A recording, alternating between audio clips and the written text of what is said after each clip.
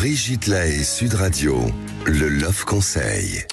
Eh bien, Philippe Renaud, on va parler du thermomètre émotionnel. Moi, j'ai remarqué qu'on évalue les événements, comme on dit, peut-être en prenant les choses trop à cœur. Oui. Et voilà pourquoi il faut s'habituer à consulter son thermomètre émotionnel. Et alors, c'est quoi ça, Brigitte? Alors, vous allez voir, je vais vous expliquer. Parce que c'est un excellent moyen de vérifier si, en effet, ce qu'on est en train de vivre, c'est grave ou pas.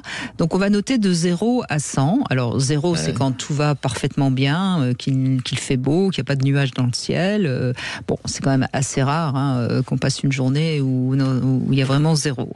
Alors 100, c'est évidemment la perte d'un être cher. C'est un drame, un véritable drame, quelque chose qu'on va traverser qui est vraiment très très douloureux. Alors maintenant, franchement, combien on va noter la remarque de votre collègue qui vous dit tiens, t'es mal coiffé aujourd'hui. Bon, on va pas mettre 100, on va pas mettre 0. Pardon, j'ai pas compris, c'est... si je vous dis, Philippe, si je vous dis vous n'êtes pas très bien coiffé aujourd'hui, vous n'allez pas mettre 100. Je mets 10 ou 15 ou 20. Voilà, on est d'accord. Bon, c'est pas bien grave. Bon, après, si c'est votre belle-mère qui vous critique sur la manière dont vous élevez votre fils, vous allez mettre un peu plus. Mais 60. Bon, admettons 60, mais pas plus quand même. C'est pas très grave non plus. Bon, bref. Et vous verrez qu'à force d'apprendre à noter votre émotion, vous aurez vous aurez régulé votre thermomètre émotionnel. Parce que très souvent, les gens vont mettre une note supérieure à ce que ça vaut. Un événement, c'est parfois juste un peu perturbant, mais c'est pas très grave. Et y mettre une grosse note, ça augmente notre stress inutilement.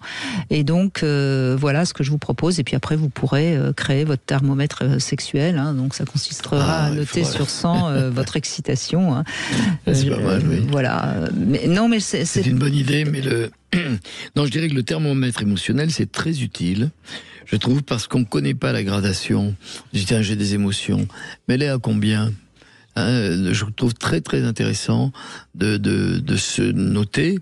C'est ce qu'on fait souvent dans les thérapies cognitives, c'est-à-dire de se noter dans une relation, par exemple, quand on essaie de s'affirmer vis-à-vis de quelqu'un, savoir où on a été un peu plus au-dessus, au-dessous.